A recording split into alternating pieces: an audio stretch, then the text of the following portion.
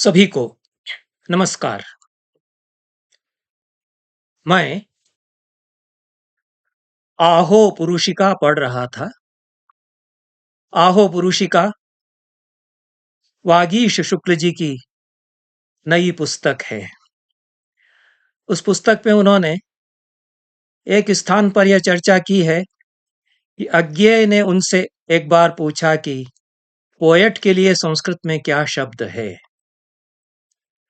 उन्होंने क्या उत्तर दिया यह तो उन्होंने नहीं बताया, लेकिन इससे कम से कम इतना मैं समझ सका कि अज्ञेय कम से कम इतना समझ रहे थे कि अंग्रेजी में जिसे पोएट कहते हैं उसके लिए संस्कृत में कवि शब्द प्रयुक्त नहीं किया जाना चाहिए।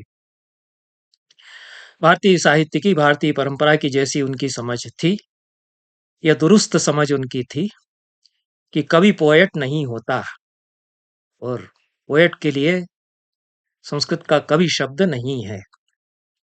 संक्षेप में मैं यह चर्चा करना चाहता हूं कि हमारे यहाँ कवि किसको कहते हैं। अब जिसको हम कवि कह रहे हैं उसकी वजह से कितनी भ्रांतियां साहित्य की परंपरा को समझने में अब हम करते हैं, और हमारी एक दिमागी गुलामी है जिसकी वजह से हम अपनी साहित्य की परंपरा को समझने में त्रुटि करते हैं। कवि और पंडित में हमारे यहाँ अभेद माना गया, दोनों में कोई अंतर नहीं। विद्वान विपश्चित दोषज्ञ संख्यावान पंडितः कवि इत्यादि इत्यादि और भी सारे जो विशेषण हैं वो कवि और पंडित के लिए एक साथ, जो नाम है पर्याय हैं, वे अमरकोश में कवि और पंडित के लिए एक से गिनाए गए हैं। तो कवि और पंडित में अद्वैत माना जाता है। और फिर यह भी कहा गया, आचार्य कहते हैं, यह भाषा शास्त्र की दृष्टि से पर्याय नहीं है, पर आचार्य कहते हैं कि जो कवि है वह ऋषि भी है और जो ऋषि है वह कवि भी है। नान ऋषि कवि इत्युक्त ऋषिश्च किल दर्शनात्। यह जो बहुत बड़े शिखर पुरुष हुए काव्य शास्त्र की परंपरा के, भट्टतोत, उन्होंने कहा और अभिनव गुप्त ने बहुत आदर के साथ उनको उद्धृत किया, जो ऋषि है उसको कवि नहीं कह सकते और जो कवि है वह ऋषि होता ही है, ऐसा वे कहते हैं। तो भट्टतोत की दृष्टि से तो दोनों में समवाय संबंध है, दोनों अविभाज्य रहते हैं। अब यह संभव हो सकता है कि एक जो साहित्यकार है उसके भीतर कवि भी है और पंडित भी है या ऋषि भी है। ऋषि होना तो फिर आज के वातावरण में थोड़ी दूर की बात है, लेकिन कवि और पंडित साथ साथ रह रहे हैं, कहीं समवाय संबंध से रह रहे हैं कि वो अटूट संबंध है जो तोड़ा नहीं जा सकता है। दोनों ऐसी गलमाही करके चलते हैं कि पता नहीं चलता है कि वहां पंडित चुपचाप आ गया है, कविता कविता ही रहती है। ऐसा होता है, या पांडित्यपूर्ण कुछ शास्त्र लिख रहा है और कवि उसके भीतर भिदा हुआ है, चला आ रहा है। इससे तो बहुत ही अद्भुत सुंदर श्लोक महान शास्त्रकारों के संस्कृत में मिलते हैं, जिनमें कि कविता का रस बस गया है, घुल मिल गई है। तो कवि और पंडित तो साथ साथ चलते हैं, पता नहीं चलता है। हम शास्त्र पढ़ रहे हैं इसलिए हमको लगता है कि हम न्याय सिद्धांत मुक्तावली पढ़ रहे हैं, लेकिन उसके श्लोक जब हम पढ़ते हैं आरंभ के, तो लगता है कि कितनी अच्छी जबरदस्त कविता है। तो वहां शास्त्र में कवि चला आया है, कविता में शास्त्र चला आया है। दोनों कहीं ऐसे घुल मिल गए हैं कि हमको पता नहीं चलता है कि पंडित बैठा हुआ है इसके पीछे, वो झांक रहा है, ताक रहा है, और ताका झांकी नहीं कर रहा है बल्कि भिद गया है। कालिदास में तो बहुत अधिक ऐसा हुआ है। अद्भुत कविता उनकी जो है उसमें शास्त्र ज्ञान, शास्त्र परंपराएं रची बसी हुई हैं कालिदास की कविता में। तो यह अद्वैत जो संबंध दोनों का है, यह समवाय के रूप में हो सकता है, कहीं द्वैत के रूप में दोनों उपस्थित हैं, एक दूसरे के साथ मौजूद हैं, ऐसा भी हो सकता है। और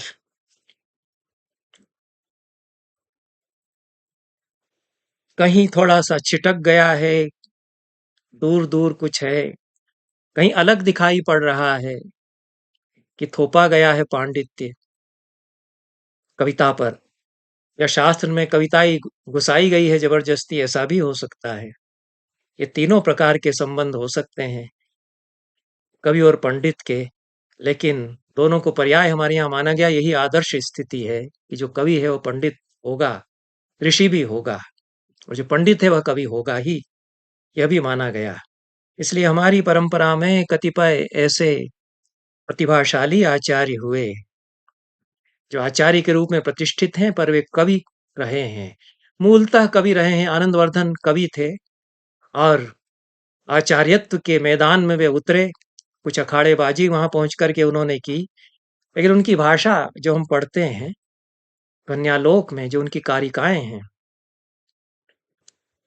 काव्यस्यात्मा स एवार्थस्तथा चादिकवेः पुरा क्रौञ्चद्वन्द्व योगोत्थ शोक श्लोकत्वमागतः प्रतीयमानं पुनरन्यदेव वाणीषु वस्त्वस्ति महाकवीनां यत्तत् प्रसिद्धावयवातिरिक्तं विभाति लावण्यमिवांगनासु। ये जो प्रतिमान है, ध्वनि है, पूरी कविता में ऐसा रमा हुआ है, लेकिन जब भावक उसको भावित करता है तो जैसे सुंदर स्त्री का लावण्य उसके भीतर भावित होता है, उस तरह से वह व्यंग्यार्थ भावित होता है, यह वह कहते हैं। तो हर कारिका में कविता तो वो करते चलते हैं, गद्य में भी उनके कविता है। लेकिन आनंदवर्धन बड़े कवि थे और उनकी जो कविताएं मिलती हैं उससे हमको लगता है कि, और उन्होंने तो स्वयं अपने आप को प्रस्तुत किया है, विषमबाण लीला प्राकृत काव्य उन्होंने लिखा था, और देवी शतक उन्होंने जो लिखा था, यमक काव्य लिखा था, वो प्राप्त होते हैं। तो ऐसे कवि और ऐसे आचार्य जो दोनों का निर्वाह करते हुए चलते हैं, संस्कृत परंपरा में तो बहुत सारे मिलते हैं। आचार्य अभिनव गुप्त की कविता का तो कहना ही क्या है। इन लोगों में यह कहना कठिन होता है कि वे कवि रूप उनका ज्यादा महनीय है या आचार्य रूप उनका महनीय है। सत्य यही है कि दोनों एक दूसरे में गुथे हुए हैं और उनको अलग करके भी नहीं देखा जाना चाहिए। व्यवहार में हम अलग करते हैं, भाषा में हम अलग करते हैं,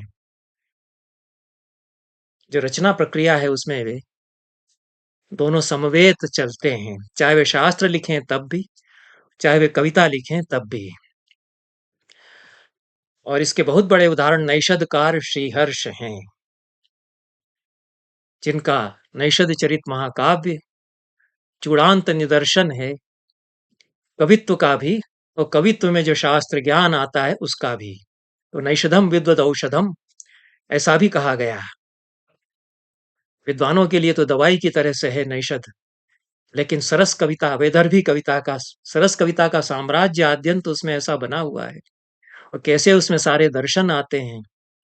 ऐसी अनेक कविताएं काव्य संस्कृत के हैं जिनमें कि पांडित्य ऐसा रम गया है, और कविता छांट करके अलग नहीं कर सकते, तिल तंडुल न्याय से अलग नहीं कर सकते कि चावल और तिल मिला दिए गए हैं तो बीन करके अलग हो सकते हैं, और निरक्षीर की तरह से एक दूसरे में घुल मिल गए हैं। और यही आदर्श स्थिति है हमारी परंपरा में।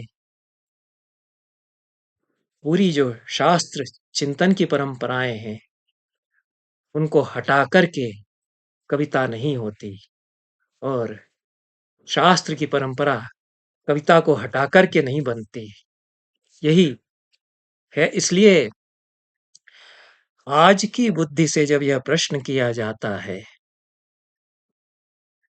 कि अमुक अमुक जी तो समीक्षा की, वो कवि कैसे हो गए, फलां फलां जी तो आलोचक हैं, वो कविता कैसे लिखने लग गए, ये सब कहा जाता है, ऐसा सुनने में आता है। मेरी दृष्टि से ये जो अंग्रेजों ने हमको दिमागी गुलामी दी है, उसके कीड़े हमारे भीतर बुलाते हैं, उनकी वजह से सवाल आते हैं। हिंदी में अनेक आचार्य ऐसे हैं, वो चूंकि परंपरा से आए हुए हैं इसलिए वे कवि हैं। वे विचार प्रधान भी लिखते हैं तो पता नहीं चलने देते कि वे अच्छे कवि हैं, बड़े कवि हैं। ये तो नामवर सिंह जी ने हमको बताया कि जो बाणभट्ट की आत्मकथा में अद्भुत श्लोक है जलौघ मग्ना सचरा चरा धरा। उसको पढ़ते हुए हम रोमांचित हो जाते हैं कि कितना सुंदर श्लोक ये कहाँ से ले लिया आचार्य प्रसाद द्विवेदी जी ने अपने उपन्यास में। तो नामवर सिंह बताते हैं कि वो तो उन्हीं का लिखा हुआ संस्कृत श्लोक है। वराह का जो वर्णन उन्होंने किया है उसमें। तो संस्कृत में कविता तो आचार्य प्रसाद द्विवेदी लिखते थे, हिंदी में भी अच्छी कविता उन्होंने कुछ लिखी है, अलग तरह की बढ़िया फक्कड़पन की कविता उनकी है। नहीं लिखा हिंदी में, कविता उनकी ललित निबंधों में आ गई है। कवि हृदय उनका सारा उंडेल दिया है, दलित द्राक्षा की तरह उन्होंने निचोड़ निचोड़ करके अपना रख दिया है सारा कवि हृदय अपने निबंधों में, और जो उनका गद्य है अन्यथा उसमें भी। तो हजारी प्रसाद द्विवेदी जी के लिए कोई ये कहे कि वो कवि कब से हो गए, तो मूर्खतापूर्ण बात करता है मेरी दृष्टि से वह। उनको केवल वही मध्यकालीन भारत ही लिखना चाहिए था, और उपन्यासकार वे हैं पर कवि वे नहीं हैं, ऐसा अगर कोई कहता है तो वो नहीं समझ पाता है, नहीं समझ रहा है। जय प्रसाद द्विवेदी तो खुद ही कथा लिख रहे हैं, कथा तो काव्य का एक भेद है हमारे यहाँ। तो हमारे यहाँ काव्य में और ड्रामा में, काव्य में और पोएट्री में जो कंपार्टमेंटलाइजेशन पश्चिमी परंपरा करती है वो हमारे यहाँ नहीं किया जाता रहा 18वीं शताब्दी तक। 18वीं शताब्दी से अंग्रेजों के आने के बाद जो पश्चिम से संपर्क हुआ, उसके संस्कार से हमारे भीतर ये विचार आए, वो एक सीमा तक उपयोगी हो सकते हैं कहीं कहीं। लेकिन जब हम हजारी प्रसाद द्विवेदी की बात करते हैं, जब हम रामविलास शर्मा की भी बात करते हैं जो कि कवि रहे हैं, मूलतः कवि रहे हैं, उनके बेटे विजय मोहन शर्मा ये बताते हैं कि वो तो मूलतः कवि ही थे। आग्रह पूर्वक बड़ा लंबा लेख लिखते हैं ये बताने के लिए कि रामविलास शर्मा कवि ही रहे हैं, कवि बने रहे अंत तक। तो यह है, और भी संस्कृत साहित्य से, हिंदी साहित्य से, मलयालम से, मराठी से ऐसे उदाहरण दिए जा सकते हैं कि जो लोग परंपरा से आए थे वे इस तरह के पार्थक्य को पार करके रचना करते हैं, पार्थक्य बुद्धि को पार करके रचना करते हैं। यदि यह पार्थक्य बुद्धि आधुनिकता के संस्कार से आ भी गई है, तो जब वे रचना करते हैं तो उसको पार करते हैं। हमारे यहाँ आचार्य बहुत गौरव से कहते हैं, या कवि बहुत गौरव से कहता है। किसने, कवि ने कहा है कि आचार्य ने कहा है, ये मुझे पता नहीं, लेकिन ये उक्ति तो बहुत उद्धृत होती है। तर्केषु कर्कश धियो वयमेव नान्ये, काव्येषु कोमल धियो वयमेव नान्ये। तर्क में कर्कश बुद्धि वाले भी हुए तो हम ही हुए, तो कविता में कोमलतम भी यदि कोई हुए तो हम ही हुए। हम लोग वे हैं जो तर्क में ऐसी तीखी धारदार बातें करने वाले हुए कि कोई नहीं उनका सामना कर पाएगा। ऐसी गाली गुफ्ता भी यदि हम करेंगे तो हम ही करेंगे उस तरह से। तर्क में जब उतरेंगे और कविता में यदि हम कोमल होंगे तो फिर हम कोमल उस तरह के होंगे। ऐसी गर्व के साथ हमारे आचार्य कवि ने कहा, जो कवि भी था आचार्य भी था। ऐसे कई उदाहरण भारतीय साहित्य से दिए जा सकते हैं जो इस जिस उक्ति को चरितार्थ करते हैं। दो आचार्यों के कविता संग्रह मेरे सामने हैं, जो मैंने नाम लिए उनसे कृपया इनकी कोई तुलना न की जाए।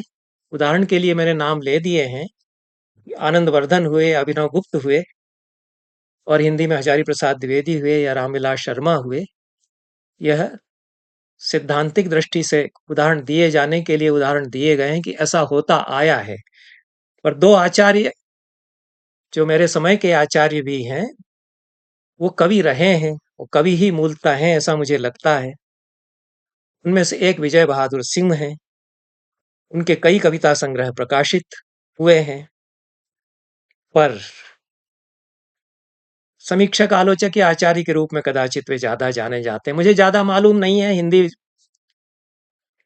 के परिदृश्य से मैं बहुत ज्यादा वाकिफ नहीं हूं। विजय बहादुर सिंह से वाकिफ जरूर हूं, और वो चूंकि उपलब्ध होते गए हैं मुझे उनके कविता संग्रह और उनकी किताबें, तो मैं दोनों ही यथाशक्य पढ़ता रहा हूं। तो उनकी कविताएं पढ़ करके मुझे ऐसा लगता है कि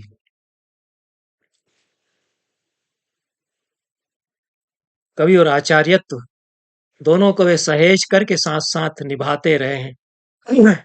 अपने भीतर दोनों को पोसते रहे हैं और एक को दूसरे के पथ में बाधा उन्होंने नहीं बनने दिया, बल्कि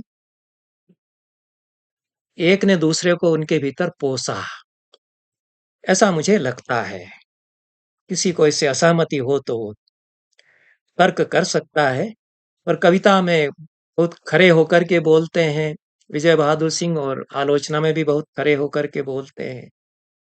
लेकिन आलोचना में जो कड़क होते हैं, कविता में वे बहुत बहुत मुलायम, बहुत ही संवेदनशील और कोमल हो सकते हैं, उतने ही कोमल वे हो सकते हैं। तो उनकी कविता में एक अलग तरह की सृष्टि अंगड़ाई लेती है, जो उनकी आलोचना में प्रखर विचार हैं उनके समानांतर, लेकिन दोनों गलवाही भी करते हैं। उम्मीद के उजालों से भरे आसमान और ऋतुमती होती धरती को उजागर करती है उनकी कविता। वे शब्दों को अचूक वेधक हथियार बनाते हैं। तिल मिले तिल मिला देने वाले सत्य कथन भी वे करते हैं, लेकिन सौंदर्य को मुग्ध होकर के निहारते हैं अपनी कविताओं में। तो यह उनकी कविताओं का प्रतिनिधि संकलन है मेरे हाथ में। फूल को याद थे सारे मौसम, ये अभी अभी छप करके आया है। ट्यूना प्रकाशन से यह छपा है, और यह जो संकलन है उनकी कविताओं का, यह सीहोर में शिवना प्रकाशन से इस साल छप करके आया है। 350 रुपया इसका मूल्य है।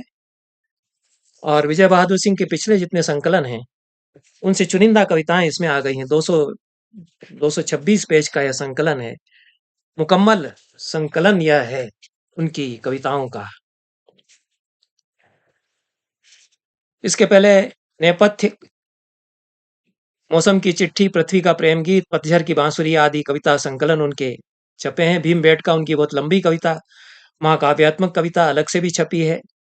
और आपके लाए हुए दिन उनकी गजलों का संकलन प्रकाशित हुआ है। हर तरह की विधा में विजय बहादुर सिंह लिखते रहे हैं। गजलें उन्होंने लिखी हैं, दोहे उन्होंने लिखे हैं, मुक्त छंद में कविताएं उन्होंने लिखी हैं, तुकांत कविताएं लिखी हैं। छंद की बहुत अच्छी पकड़ उनको है, यति गति और लय की पकड़ उनकी बहुत अचूक है। विश्वास एक ऐसी खूंटी है जिस पर टंगे हैं सबके कपड़े, उसके भी जो विश्वासघाती है। इस तरह से वे अपने बयान को मोड़ते हैं और व्याख्या करते हैं अपने समय की अपनी कविता में। और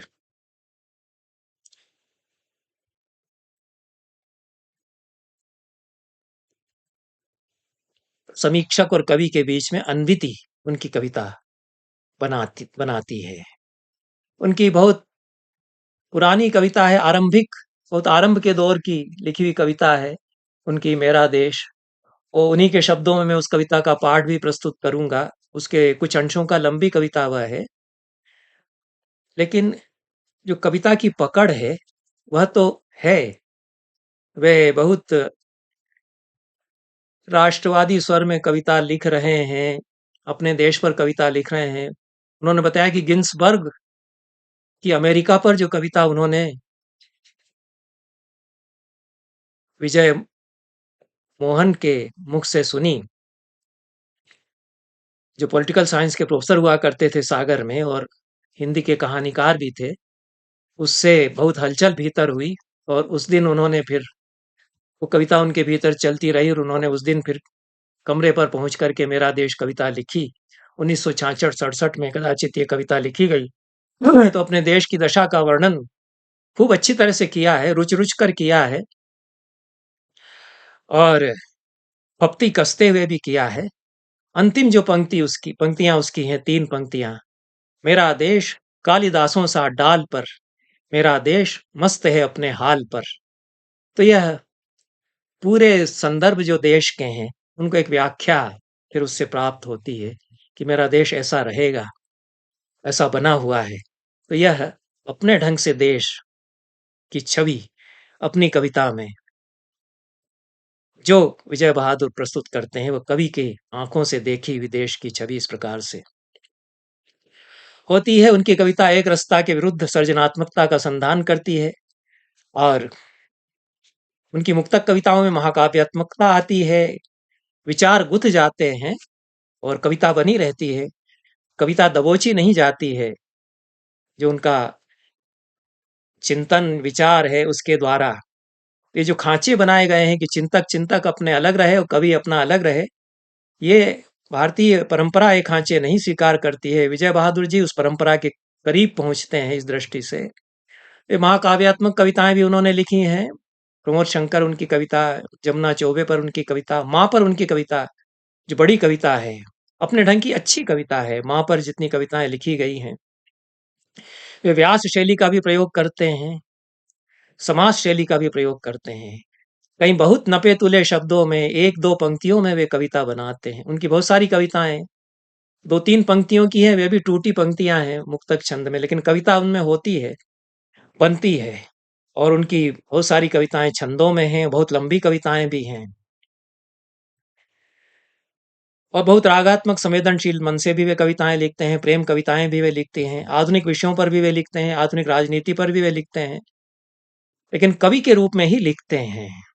और विचार यदि आए हैं तो वे कविता बनकर के आए हैं। कोई पाबंदी कविता के लिए नहीं लगाई जा सकती कि शास्त्र ना आए। आ गया है तो क्या करेंगे? तो जबरदस्ती उसको धकेल करके बाहर करेंगे आप? आ गया है कविता में। यह संभव है कि एक विचारधारा का कवि जब कवि कविता लिखता है तो विचारधारा कहीं कहीं हो, लेकिन ये उल्टा हो जाता है। और विजय विजय बहादुर जी जैसे कवियों के साथ भी उल्टा हो सकता है कि विचारधारा ताक पर रख छूट जाती है, उसका उलट भी हो सकता है। क्योंकि कवि जब हम कविता जब हम लिखते हैं तो कवि के रूप में कविता लिखते हैं, जितनी आएगी उसमें गुथ करके विचारधारा स्वतः शास्त्र जितना आएगा वह गुथ करके उसमें आ जाएगा, उसमें पार्थक्य नहीं होगा। तो उनका यह तो होता है कि उनका आचार्यत्व जो है वो कवि को उकसाता है। यह तो अनुभव सभी का है। अगर आप आचार्य कैसे हैं यदि कवि आपके आचार्यत्व को नहीं उकसाता, और आप कवि कैसे हैं, आपके भीतर जो आचार्य बैठा हुआ है आपके कवि को नहीं उकसाता है, तो आप दोनों ही नहीं हैं, आप दोनों ही से गए। तो यह आचार्य का कवि को उद्दीप्त करना और उकसाना, और कवि का आचार्य को उकसाना, कालिदास में तो बहुत होता है। कालिदास आचार्य को अपने भीतर जो बैठा हुआ है उसको चुनौती देते हैं, उससे खूब संवाद करते हैं, और उनका आचार्य कवि से संवाद करता है, दोनों चलते हैं। तो यह दुर्लभ संयोग होता है। मैं कोई तुलना नहीं कर रहा हूँ, ये विजय बहादुर ही हैं, ये हमारे समय के कवि हैं। उदाहरण के लिए नाम याद आ जाते हैं वो, चूंकि मैं मुझे मेरा मन उनमें ज्यादा रमा हुआ है, इसलिए इसलिए इसको ये न समझा जाए कि आप कालिदास का नाम ले रहे हैं उनके उनके सामने, और आनंद वर्धन का नाम ले रहे हैं, अभिनव गुप्त का नाम ले रहे हैं। और एक परंपरा तो बनी ही हुई है, उसी परंपरा में बहुत छोटे लोग हम भी हैं, राधा वल्लभ भी हैं उसी परंपरा में। कहीं छोटे हों या बड़े हों ये बात अलग है, लेकिन हम अपने समय में हम भी हैं। तो यह विजय बहादुर जी की कविताओं के बारे में इस टिप्पणी के साथ में मैं उनके मुख से उनकी कुछ कविताएं प्रस्तुत कराना चाहता हूँ। वे कविताएं खुद ही बोलेंगी, जो जिससे वे कवि हैं, इसलिए मैं ज्यादा नहीं उनके बारे में कहूंगा। जो कुछ मुझे उन पर कहना था वो इस किताब में भी एक संक्षिप्त टीप छपी हुई है इसके इनर कवर पर, और उनकी अन्य पुस्तकों में भी मेरी टिप्पणियां हैं और उन पर लेख भी हैं। विजय बहादुर जी आपके सामने हैं, उनको आप एक कवि को सुनते हुए, जो कि हमारे समय का अच्छा आचार्य भी है, दोनों को एक साथ दोनों की आहटें सुन सकते हैं, दोनों की ध्वनियां सुन सकते हैं। विजय बहादुर सिंह जी। प्रस्तुत है विजय बहादुर सिंह का काव्य पाठ। पहली कविता मैं आपको सुना रहा हूं, दो लड़कियां। जी। दो लड़कियां बैठी वहां छत पर मुडेरों की तरह, आकाश की दो खिड़कियां, दो लड़कियां। दो लड़कियां बैठी वहां छत पर मुडेरों की तरह, आकाश की दो खिड़कियां, दो लड़कियां। ठीक है। मशगूल हैं यूं बात में, हों स्वप्न जैसे रात में। मशगूल हैं यूं बात में, हों स्वप्न जैसे रात में। देती समय को घुड़कियां, दो लड़कियां। क्या बात है, अच्छा है। कुछ छिप रहीं, कुछ खुल रहीं। कुछ छिप रहीं, कुछ खुल रहीं, तिनका लिए बुलबुल रहीं। वाह, अच्छा है। कुछ छिप रहीं, कुछ खुल रहीं, तिनका लिए बुलबुल रहीं। जो दोस्तों की झिड़कियां, दो लड़कियां बैठी वहां छत पर मुडेरों की तरह, आकाश की दो खिड़कियां। अच्छा है। ये एक दूसरी कविता है, बिस्मिल्लाह खां। अच्छी कविता है। हाँ। बनारस में कैसे बचे होंगे बिस्मिल्लाह खां। बनारस में कैसे बचे होंगे बिस्मिल्लाह खां। बच कैसे पाए होंगे उनके आलाप और तान। आखिर दूरी कितनी है काशी और अयोध्या में। वाह। बनारस में कैसे बचे होंगे बिस्मिल्लाह खां। बच कैसे पाए होंगे उनके आलाप और तान। आखिर दूरी कितनी है काशी और अयोध्या में। अयोध्या में तो बचकर और संभल कर चलने को कहा गया है। अयोध्या में तो बचकर और संभल कर चलने को कहा गया है। कहा गया है, आ गए हो तो आ गए हो, लौट कर जाना है किंतु मुश्किल। आ गए हो तो आ गए हो, लौट कर जाना है किंतु मुश्किल। मारे भी जा सकते हो तुम, राम अब नहीं रहते यहाँ। राम अब नहीं रहते यहाँ, फिर तो राज का सवाल ही कहाँ। धीरे धीरे यह यात्रा एक दिन काशी तक भी पहुंचेगी। धीरे धीरे एक दिन यह यात्रा काशी तक भी पहुंचेगी। भागना पड़ सकता है तब शिव को। धीरे धीरे यह यात्रा एक दिन काशी तक भी पहुंचेगी। भागना पड़ सकता है तब शिव को, नहीं तो खदेड़ ही दिए जाएंगे वे। फिर उनकी बारात में जात कुजात सब तो शामिल है। तब क्या करेंगे बिस्मिल्लाह खां। फिर उनकी बारात में जात कुजात तो सब शामिल हैं, तब क्या करेंगे बिस्मिल्लाह खां। क्या अपनी शहनाई के लिए जान दे देंगे। दे भी सकते हैं वे, और है ही क्या उनके पास शहनाई गंगा और शिव के अलावा। अच्छा है, बहुत अच्छा है। एक कविता मैंने बहुत शुरू में अपने शुरुआत में लिखी, जो जहाँ से मैं, आप मान सकते हैं कि यहाँ से मैंने शुरुआत की, उस कविता को मैं आपको सुना रहा हूँ। भवानी भाई ने इसको पसंद किया। जी जी, उनको जब मैंने पहली बार सुनाया तो वो ट्रेन में मैंने सुनाया था उनको, जा रहे थे भोपाल में, उनके साथ बैठ गया। तो मैंने वहीं उनसे कहा कि मैं भी कविताएं लिखता हूँ। तो उन्होंने कहा सुनाओ, तो मैंने ये कविता सुनाई। और उसके बाद उन्होंने कहा कि यार इसको लिख के मेरे पास भेज देना।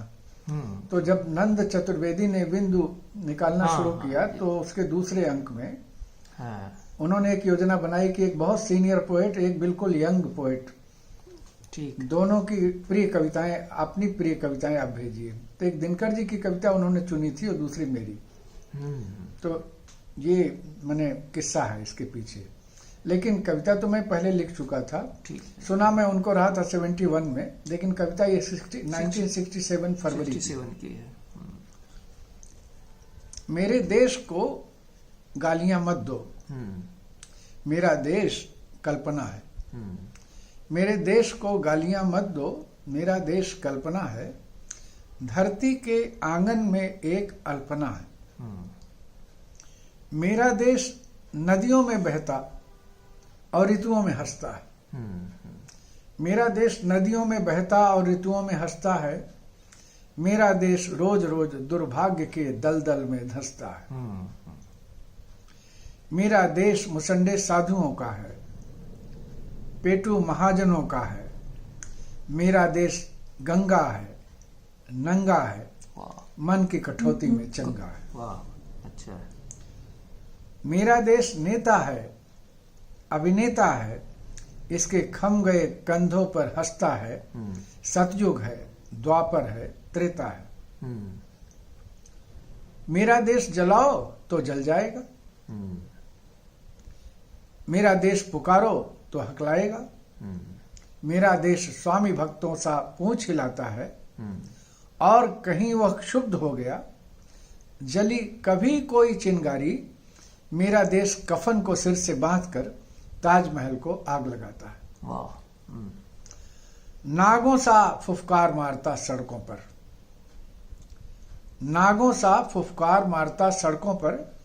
मेरा देश हवाओं में विष घोले है, तुम में हम में रोज बदलता चोले है। मेरा देश घटाओं से भी काला है, मेरा देश कोढ़ से भरा उजाला है। मेरा देश घटाओं से भी काला है, मेरा देश कोढ़ से भरा उजाला है। सचमुच अपना देश यही ऋतुराज है, सचमुच अपना देश यही ऋतुराज है। लाख सुरों का एक अकेला साज है। मेरा देश अजायब घर है, मन बहलाता है। मेरा देश शेख चिल्ली के सपन सजाता है। आम काट कर मेरा देश बबूल उगाता है। घाट नहीं है जिन नदियों के उन तक जाता है। अंतिम है मेरा देश कालिदासों सा डाल पर। मेरा देश मस्त है अपने हाल पर। बढ़िया। ये अब एक कविता है,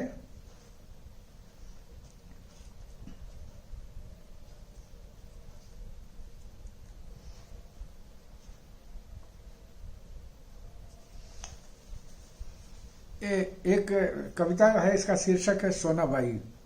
हाँ। पत्थर से भी, इसमें एक मैंने कुछ एक चरित्र का चित्रण भी किया है, लेकिन उसका चित्रण करते हुए मैंने जिस पदावली का प्रयोग किया है, इसमें इस्तेमाल किया है, वो प्रायः हिंदी में शायद नहीं की जाती, और खासतौर से मध्यवर्गीय जो अभिजात मानस है वो लोग इन शब्दों को बहुत कविता में प्रवेश नहीं देते। हाँ। पत्थर से भी पत्थर निकली सोना बाई, पत्थर से भी पत्थर निकली सोना बाई। फूटा ढोल कनस्तर निकली सोना बाई। पत्थर से भी पत्थर निकली सोना बाई। फूटा ढोल कनस्तर निकली सोना बाई। छत माने गाफिल बैठे थे हम तो उसको, छत माने गाफिल बैठे थे हम तो उसको। चूना रेत पलस्तर निकली सोना बाई। अच्छा। मोम का चेहरा कांच की आंखें रंग गुलाबी। मोम का चेहरा कांच की आंखें रंग गुलाबी। सच्चे झूठे अक्षर निकली सोना बाई। जाल बनी जंजाल बिछाए कदम कदम पर। जाल बनी जंजाल बिछाए कदम कदम पर। जंतर मंतर तंतर निकली सोना बाई। इस दुनिया के हर विधान की हंसी उड़ाती, इस दुनिया के हर विधान की हंसी उड़ाती। अगड़म बगड़म तगड़म निकली सोना बाई। अच्छा। और अंतिम है माया मृगी महामायाविनी मन को हरती। माया मृगी महामायाविनी मन को हरती। माया का मनवंतर निकली सोना बाई। अच्छा।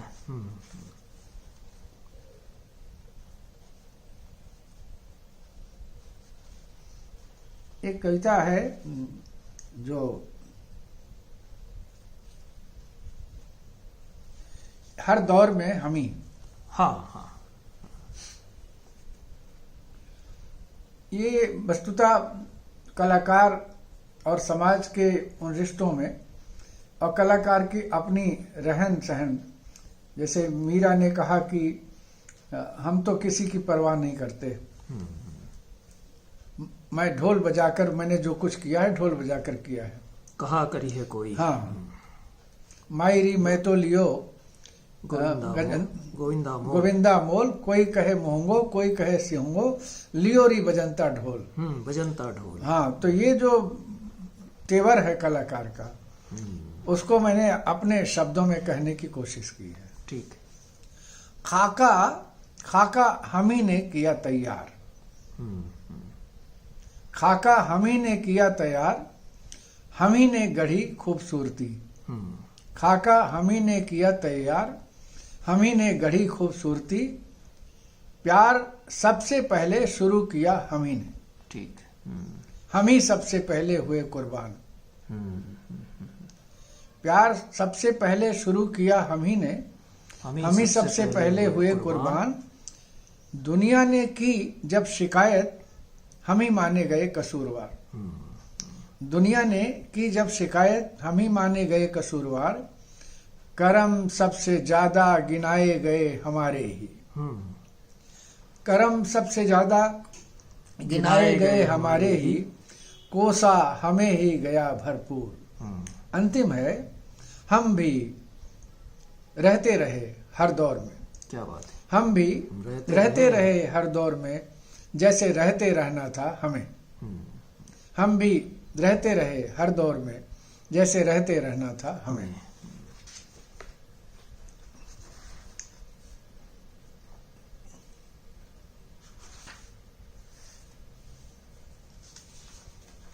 ये एक मतलब प्रेम को लेकर के मैंने एक कविता, इसका शीर्षक है चोट। हाँ। कोई नहीं करता किसी और की तरह प्रेम, कोई नहीं करता किसी और की तरह प्रेम, सबकी मुस्कान की तरह नहीं होती किसी एक की भी मुस्कान। बहुत अच्छा है। कोई नहीं करता किसी और की तरह प्रेम, सबकी मुस्कान की तरह नहीं होती है किसी एक की मुस्कान। आंसू के खारेपन के बावजूद स्वाद सबके नमक का उनका अपना होता है। ठीक। आंसू के खारेपन के बावजूद स्वाद सबके नमक का उसका अपना होता है, और प्रेम की कलाएं भी। ठीक है। कुछ लोग बहुत दूर से आवाज लगाते हैं, कुछ लोग बहुत दूर से आवाज लगाते हैं, जैसे कि आपको ही बुलाया जा रहा हो। फिर मंजरियों के सघन झुरमुट में जाकर छिप जाते हैं। यह भी तो कोई कला होती होगी, जबकि प्रेम अपने ही खिलाफ की गई कार्रवाई है ये। जबकि प्रेम अपने ही खिलाफ की गई कार्रवाई है एक। फूल उठाकर मारा जाता है, फूल उठाकर मारा जाता है किसी और को, पर चोट खुद को लगती है। घायल होते हैं हम ही। अंतिम है, वसंत का क्या है, वो तो अटल मृत्यु की तरह आता है। वसंत का क्या है, वह तो अटल मृत्यु की तरह आता है, और छोड़ जाता है बहुत सारा पतझड़। बहुत ठीक है। ये दो गजलें सुना के फिर एक कविता और सुनाऊंगा, और बस इतना। हाँ बिल्कुल।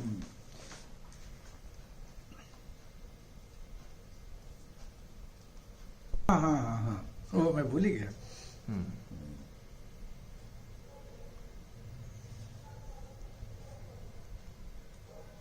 ये गजल है। हाँ। करी ये चल नदी सी चलती चल, चल नदी सी चलती चल, लहर सी मचलती चल। चल नदी सी चलती चल, लहर सी मचलती चल, शोख सुर्ख सुबहों में धीरे धीरे ढलती चल। वाह। शोख सुर्ख सुबहों में धीरे धीरे ढलती चल, तप रहा हो जब सूरज बर्फ सी पिघलती चल। वाह। तप रहा हो जब सूरज बर्फ सी पिघलती चल, जंगलों के सीने से राह सी निकलती चल। राह से निकलती चल। मोड़ मोड़ पहरे हैं रास्ते बदलती चल, मोड़ मोड़ पहरे हैं रास्ते बदलती चल। ठोकरों का डर कैसा बस की बस संभलती चल, संभलती चल। ठोकरों का डर कैसा बस की बस संभलती चल। रात के अंधेरों में बस की बस, रात के अंधेरों में जल दिए सी जलती चल। वाह।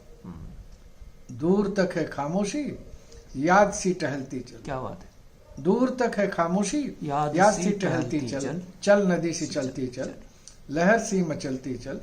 शोक सुर्ख सुबहों में धीरे धीरे ढलती चल। वाह। दूसरी गजल है, इसकी बहर मैंने बदली है।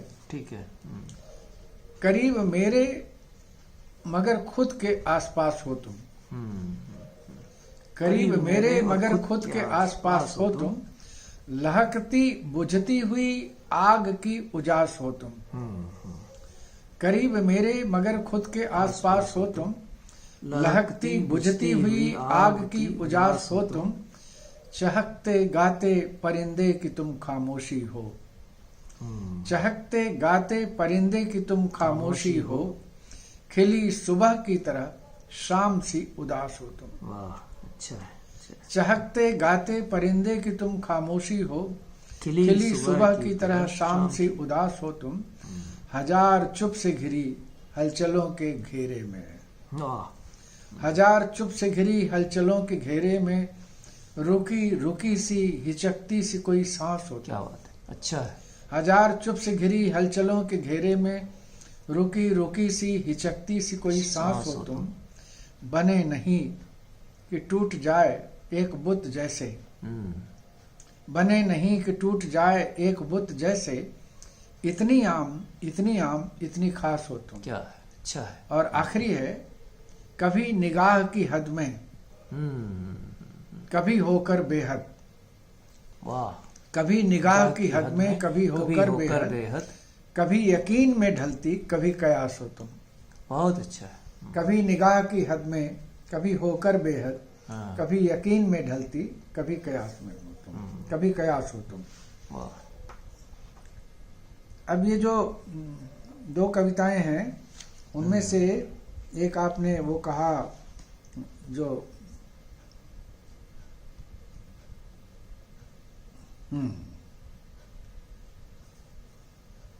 उसका, अच्छा वो हाँ। यह मेरा शरीर है मेरे बगल लेटा हुआ निर्वस्त्र। यह मेरा शरीर है मेरे बगल लेटा हुआ निर्वस्त्र। मेरी आत्मा हाथ फेर रही है इसकी पीठ पर। मेरी आत्मा हाथ फेर रही है इसकी पीठ पर। झुककर बाईं ओर थपथपा रही है दायां गाल। झुककर बाईं ओर थपथपा रही है बायां गाल। यह मेरा शरीर है सूख नहीं रहे हैं जिसके आंसू। बहुत अच्छा। यह मेरा शरीर है सूख नहीं रहे हैं जिसके आंसू। यह मेरा शरीर है मेरे बगल लेटा हुआ निर्वस्त्र। वाह। अब जो अंतिम कविता है जिसको मैं एक जीवन के समापन की बेला में जो थिंकिंग आती है उसको लेकर है। ठीक है। और इसको प्राय आप देख रहे होंगे कि मैं मुक्त छंद और छंद दोनों में लिखता हूँ। दोनों में। और दोनों में कोशिश करता हूँ कि मैं कम से कम छंदों पर जब लिखूं, छंदों को लेकर लिखूं तो छंदों का जो अनुशासन है वो भंग न होने पाए। तो इसका शीर्षक है चरे वैती।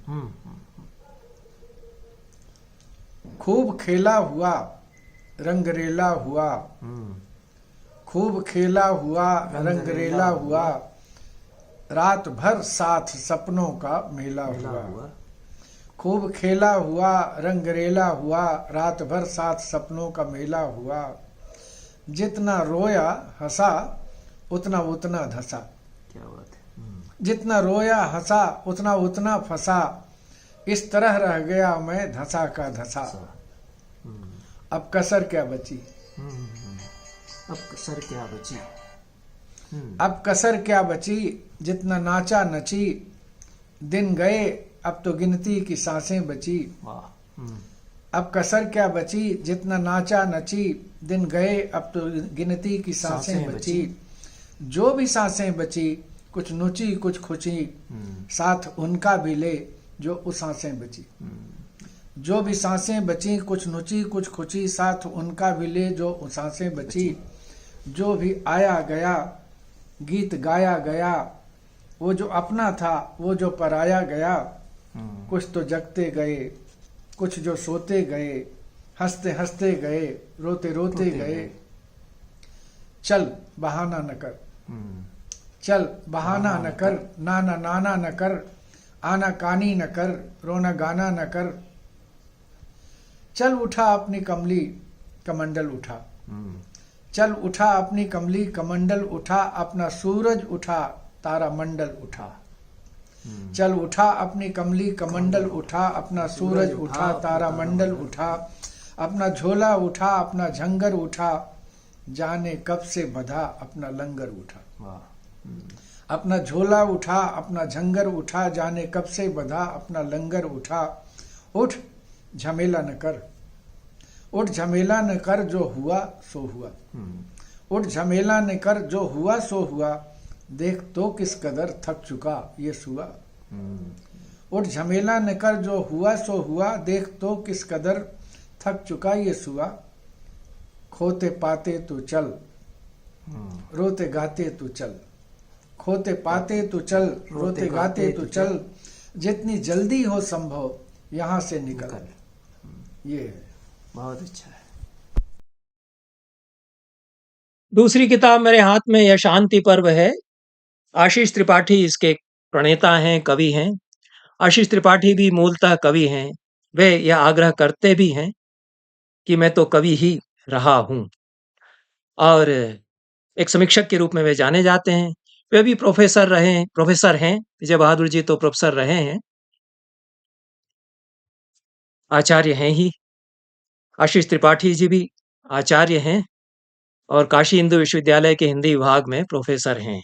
शांति पर्व उनकी कविताओं का संकलन, ये दूसरी किताब है उनकी कविताओं के संकलन की। इसके पहले उनका एक कविता संग्रह छप चुका है। राजेश जोशी ने बहुत ही अच्छा ब्लर्ब इसके लिए, शांति पर्व के लिए लिखा है, वो मैं नहीं पढ़ूंगा। राजकमल पेपरबैक्स में 2024 में ये किताब छपी है। 136 पेज की ये किताब है। 250 रुपया इसका मूल्य है। और एक संवेदनशील कवि के रूप में आशीष त्रिपाठी, जो कि समीक्षक के रूप में जाने जाते हैं, अपनी संभावनाएं इस संकलन में निश्चित रूप से उजागर करते हैं। आचार्य के रूप में विकास करने के लिए भी वो उद्यम उन्होंने किया है, और काम भी अच्छा किया है, काफी काम किया है। और अपने कवि को भी वे सहेजते रहे हैं, और अनेक श्रेष्ठ साहित्यिक पत्रिकाओं में उनकी कविताएं छपती रही हैं। एक रंग ठहरा हुआ, ये उनका कविता संग्रह 2010 में छपा था, और लंबे अंतराल के बाद 2024 में 14 साल बाद ये संकलन दूसरा आया है। ये अच्छी बात है। निरंतर उनमें रहा है और कविताएं उनकी बराबर अच्छी पत्रिकाओं में छपी हैं, पढ़ी जाती रही हैं। और संयम के साथ उन्होंने 14 वर्ष बाद वनवास तो नहीं लिया, पर यह कविता संग्रह अपना दूसरा कविता संग्रह प्रकाशित किया। शांति पर्व ये 4 उप पर्वों में विभाजित है। सच मानो पहला पर्व, कल युग दूसरा पर्व, सिंदूर की डिबिया तीसरा पर्व, तीसरा उपपर्व कहना चाहिए, और चौथा उपपर्व समुद्र में आकाश। दूसरा जो उपपर्व है कलयुग, उसका शीर्षक रखा है, और कलयुग शीर्षक से अच्छी कविता भी उसमें है। पर कलयुग इन्होंने क्यों दिया है नाम, कलयुग क्यों नहीं लिखा, यह मुझे समझ में नहीं आया। हो सकता है कि कुछ इसमें रहस्य होगा और मैं नहीं समझ पाया हूं, क्योंकि बहुत तह तक जाकर के तो मैं हिंदी कविताएं नहीं पढ़ पाता हूं, मेरी यह कमजोरी है। लेकिन ये जो 4 उपपर्व हैं, इसमें उनकी कविताओं के 4 वातायन खुलते हैं, आशीष त्रिपाठी की कविताओं के। सच मानो इस उपपर्व के अंतर्गत जो कविताएँ हैं, वे समाज की सच्चाइयाँ खोलती हैं, हमारे जीवन की समकालीन जीवन की दशा मार्मिक रूप में उजागर करती हैं। कलयुग जो दूसरा उपपर्व है, उसमें तीखी तल्ख कविताएँ हैं, राजनीतिक दृष्टि जो आशीष त्रिपाठी की है, वह उसमें आई है, भित कर के आई है। और ऐसा तो यहाँ भी नहीं लगता कि जो राजनीतिक दृष्टि है वह ऊपर से थोपी गई है। तीसरा जो उपपर्व है सिंदूर की डिबिया, उसमें रंगों और कलाओं के अनुभव हैं। रंगमंच का अच्छा अनुभव चूंकि आशीष त्रिपाठी को है, नाटक से जुड़े रहे हैं। और कमला प्रसाद जी से उन्होंने काफी कुछ सीखा है। कमला प्रसाद जी को मैं जानता रहा हूँ और आदरणीय हैं, मेरे लिए काफी काम उन्होंने किया है। इस नाते सिंदूर की डिबिया जो उपपर्व है उसमें अच्छे अनुभव हैं कलाओं के, रंगमंच के, और उससे अधिक मार्मिक कविताएं उनकी संबंधों पर हैं, पारिवारिक संबंधों पर बहुत कोमल मन से लिखी हुई कविताएं हैं।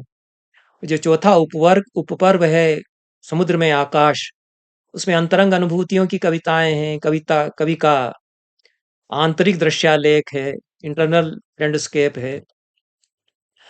इतनी चर्चा करके मैं उदाहरण स्वरूप कुछ कविताएं आशीष त्रिपाठी की शांति पर्व से पढ़ूंगा। सच मानो यह जो पहला उपपर्व है उसमें सौंदर्य बोध की कविताएं हैं, और सौंदर्य बोध में जो एक प्रकार का सलीका होता है, यह विजय बहादुर सिंह की कविताओं में भी है। वो एक सलीका उनकी कविताओं में बनता है।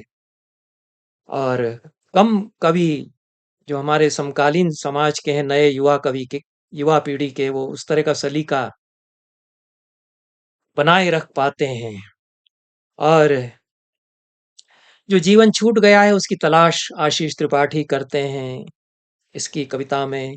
पहली जो कविता है, जीना इस तरह कि डूब सको बच्चों की हंसी के समंदर में, लौटो घर तो दरवाजा उत्सुकता से निहारे तुम्हारा चेहरा और देहरी चूमे पैर। तो यह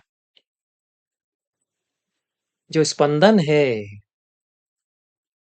जड़ चीजों में, उसको पकड़ते हैं, और एक मासूम होने की चाह बनी रह गई है, बची रह गई है, और एक बेहतर आदमी होने की चाह जो बची रह गई है तमाम जिंदगी के बीच में, उसके कवि ये आशीष त्रिपाठी हैं। जीना इस तरह की याद रहे हर पल, ये धरती छोड़कर जाना है,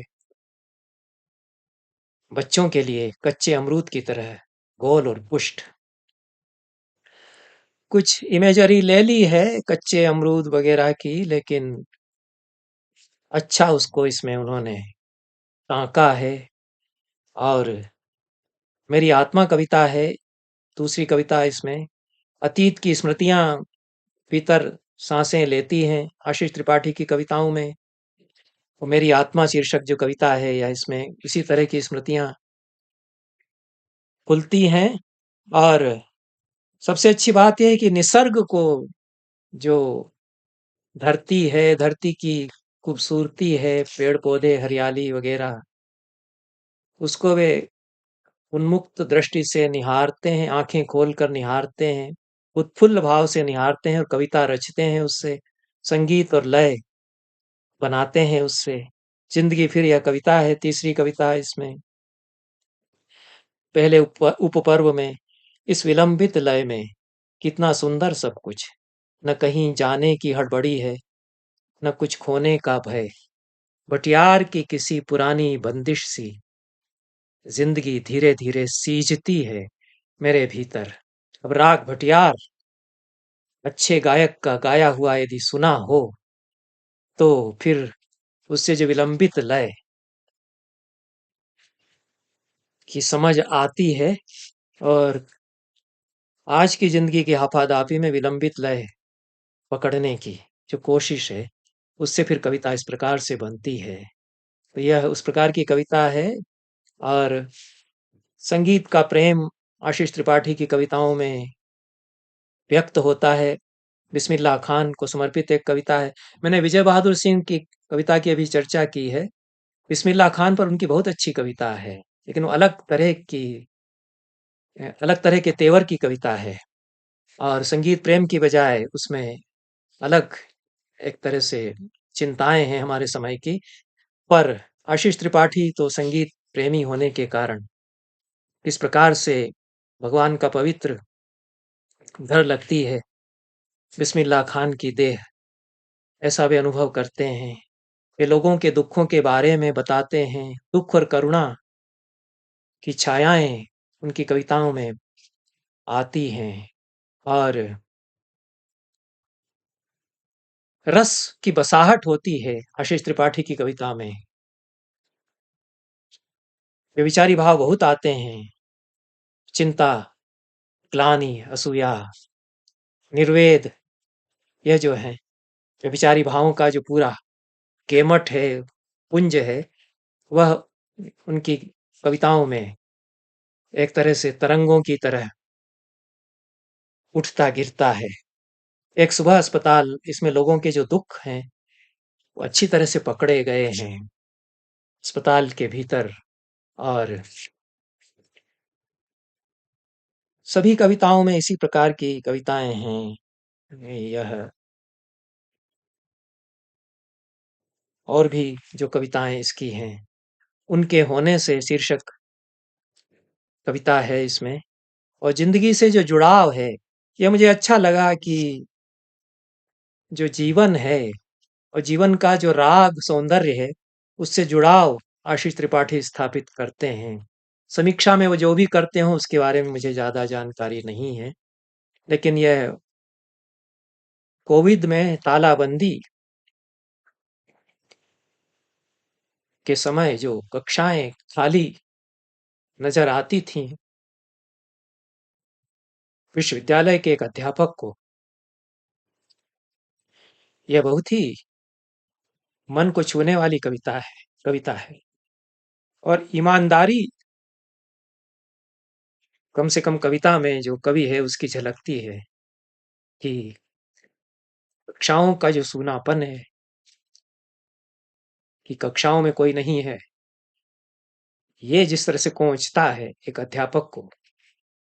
तो मैंने भी 43 साल अध्यापकी की विश्वविद्यालय में, इस दर्द को मैं जानता हूं कि विद्यार्थी नहीं आए। एक अध्यापक का जो दर्द है उसको अध्यापक ही समझ सकता है। उनके होने से शीर्षक है कोविड के समय सुनी खाली कक्षाओं से गुजरते हुए एक कविता उसके अनुभव को व्यक्त करती है। उनके होने से आगे वाली बेंच बात करने लगती थी पीछे की बेंच से। कमरों में टहलती थीं बेताबियां, सुकून खोजती अकुलाहटें दिख जाती थीं सीढ़ियों पर। भविष्य के सुंदर नक्शे बनाती आवाजें बहस में उलझी अक्सर निकल जाती थीं बगल से। उनकी आवाजों में परिंदों सी मिठास है, नदियों सा प्रवाह और समंदर सी असीमता। उनके होने से लगता था आकाश बना है उनकी उड़ानों के लिए। एक तो प्यार के साथ लिखी गई है, एक ऐसे कवि की कविता है जो छात्रों से प्रेम करता रहा है और छात्र भी जिसको चाहते रहे हैं। प्रेम से कविता यदि उपजती है तो इस तरह की कविता बनेगी। इस तरह की कविताएं आशीष त्रिपाठी की हम इसमें देखते हैं। संकेत ध्वनि, ये बड़ी सांकेतिक कविता भी है। और केवल जो आकाशवाणी की जो वो उसको क्या कहते हैं, संकेत ध्वनि, अंग्रेजी में जो भी उसके लिए शब्द हो, जो कार्यक्रम शुरू होने के पहले जो ट्यून बजती है, अब वो ट्यून कभी हम लोग सुनते थे, उसको लेकर के कोई कविता लिखेगा तो यह है, सब लोग इसको नहीं पकड़ सकते। छोटी छोटी आहटें आहटें जो गुम हो गई हैं और जो कभी हमारे लिए कुछ कर देती थी, उसको पकड़ कर के कोई स्मृतियों में संजोए रहे और उस पर कविता लिखे, तो यह इस तरह की कविताएं आशीष त्रिपाठी लिख पाते हैं, यह अच्छी बात है। और विस्तार से तो मैं नहीं अधिक कह पाऊंगा, लेकिन उनकी यह जो लंबी कविता है, ये बड़ी प्रभावशाली कविता है। दूध पीते बच्चे को देखकर बड़ी कविता लिखी है और अच्छी कविता लिखी है। और बछड़ा जो दूध पीता है उसके बहुत सुंदर चित्र हैं। मुझे अनेक लोक जीवन की कविताएं इसको पढ़ते हुए याद आई। गाय के थन को कैसे अपनी थूथन से ठपकार करके और बछड़ा पीता है, कविता। इसका संस्कृत कवि ने जो सुंदर वर्णन किया है, जो गांव में रहा है और उसने वो दृश्य देखे हैं जो हमने बचपन में देखे हैं, कि वो बछड़ा जब पीता है, जब मनुष्य का बच्चा जब माँ का दूध पीता है तो उसकी क्या चेष्टाएं होती हैं, वो अलग होती हैं।